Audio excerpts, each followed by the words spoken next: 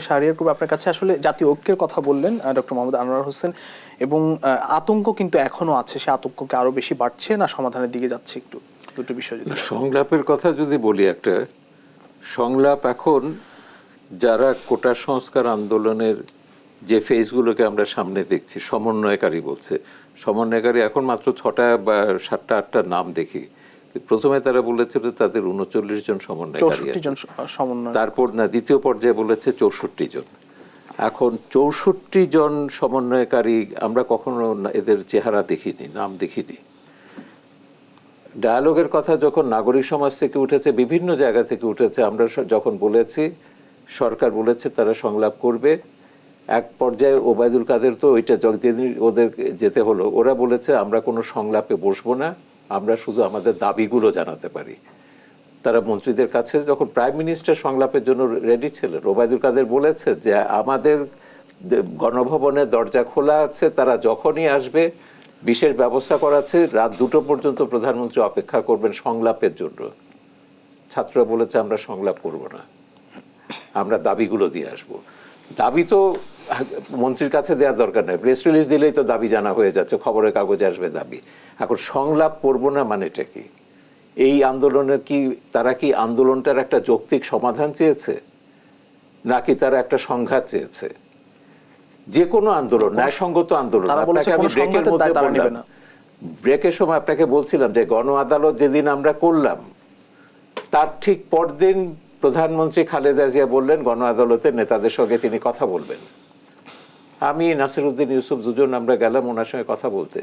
অত্যন্ত সৌহার্দ্যপূর্ণ কথা হয়েছে, প্রধানমন্ত্রীকে খুবই র্যাশনাল মনে হয়েছে, আমাদের যুক্তি শুনেছেন, তার বক্তব্য যেটা সেটা দিয়েছেন, এবং আমরা বেরিয়ে এসেছি। কিন্তু বেরিয়ে এসে দেখে আমাদের বিরুদ্ধে রাষ্ট্রদ্রোহিতা মামলা হয়ে গেছে।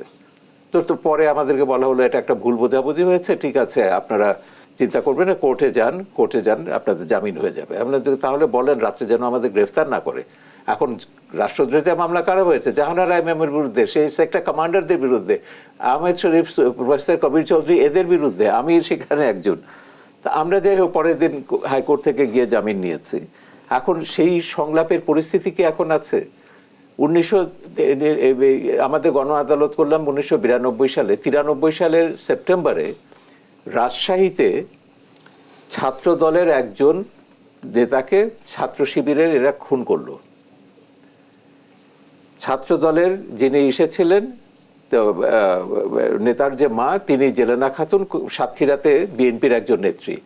এর পরদিন, আমার মনে আছে 19শে সেপ্টেম্বর বোধহয়, এর পরদিন পার্লামেন্টে সরকারে বিএনপি, বিরোধী দলে আওয়ামী লীগ, সরকার এবং বিরোধী দল দুই দলের এমপিরা দাবি করলেন জামাত একটা সন্ত্রাসী সংগঠন, জামাতের রাজনীতি নিষিদ্ধ করতে হবে। এই পার্লামেন্টের 19-20 তারিখের মিটিং প্রসিডিউর আমার বইতে আছে, পার্লামেন্টের প্রসিডিউরে দেখবেন। সেই দিন একটা জাতীয় ঐক্য হয়েছিল, সেখানে মেজর হাফিজ থেকে বিএনপির মুক্তিযোদ্ধারা বলেছেন এই সন্ত্রাস দেখার জন্য আমরা মুক্তিযুদ্ধ করিনি। আজকে বিএনপির সেই মুক্তিযোদ্ধারা কোথায়? কেন তারা জামাতকে লেজিটিমেসি দেবেন? তারা বলতে পারে যে না, এ তো দূরত্ব তো তৈরি হয়েছিল। গত বছর দেখুন, গত কয়েক বছর ধরে বিএনপিও বলেছে ইলেকশনের সময় থেকে, না জামাতের সঙ্গে আমরা একজোট হব না, জামাত আলাদা করবে, আমরা প্যারালাল হতে পারে, যুগপথ হতে পারে, জোট হবে না। ছাত্র আন্দোলনটা যখন শুরু হলো তখন মির্জা ফখরুল বললেন জামাত বিএনপি একসঙ্গে আন্দোলন করবে, সমমনার সব ইসলামী দল নিয়ে। এখন তো জামাত ব্যান্ড হলো, এখন ব্যান হলো। এটাই যেটা ডক্টর আনোয়ার হোসেন বললেন, ঠিক আছে এখন সংলাপের দরজা উন্মুক্ত হয়েছে। বিরোধী দল যদি সংলাপ চায়, ডেফিনেটলি প্রধানমন্ত্রীকে সংলাপে বসতে হবে। কিন্তু কথা হচ্ছে সংলাপ তারা চায় কিনা। ছাত্ররা পর্যন্ত সংলাপে যেতে দেওয়া হয়নি তাদেরকে।